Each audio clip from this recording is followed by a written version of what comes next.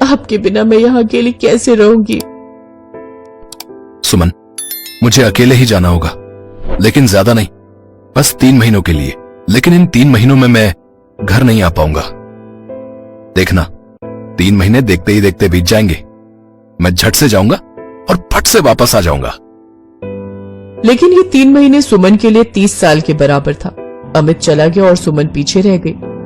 अगले दिन से उसे और ज्यादा ताने सुनने को मिले, खासकर उसके रहन सहन और पहनावे को लेकर। ये कैसी साड़ी पहनती हो तुम? तुम्हें बिल्कुल भी क्लास नहीं है। क्लास होगा भी कैसे, गवार जो है। क्लास होने के लिए पढ़ाई लिखाई जरूरी है। इसे तो ये भी पता नहीं होगा कि हमारा शिक्षा मंत्री कौन है।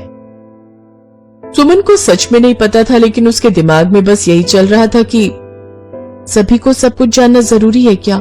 ऐसा बहुत कुछ है जो माँ जी और दीदी नहीं जानती। वो दोनों बस किताबी बातें जानते हैं। उन्हें ये थोड़ी पता है कि जरी का काम कैसे करते हैं। सुमन यही सब सोचते हुए सो जाती थी, लेकिन रोज रोज उसे ताने सुनते हुए अच्छा नहीं लगता था। इसीलिए वो अपना दिमाग हल्का करने के लिए एक दिन एक साड़ी और जरी का सामान खरीद कर लाई और अपने कमरे में चुपके से जरी का काम करने लगी। लेकिन तभी उसकी सास और जेठानी ने देख लिया और उसे बहुत डांटा। तुम्हें शर्म नहीं आ रही है ये सब इस घर में करते हुए? इस घर को तुम बस्ती बनाकर मानोगी क्या?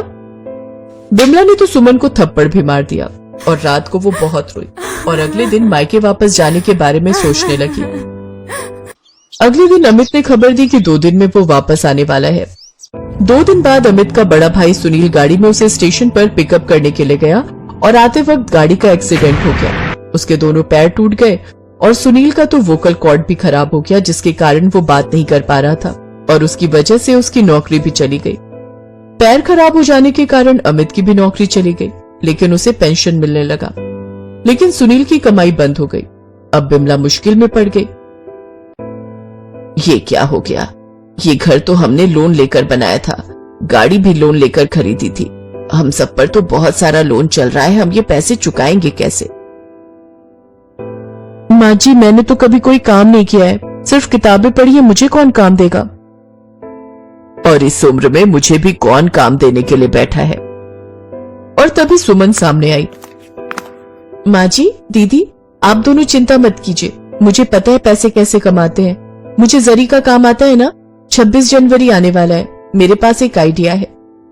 सुमन ने जरी का काम शुरू कर दिया और वो तिरंगा साड़ी बनाने लगी। बिमला और शीतल ने भी अब जरी का काम सीख लिया और 26 जनवरी के पहले सुमन के तिरंगे साड़ी बहुत बिकी। उसने इतना पैसा कमाया कि सारा लोन चुक गया।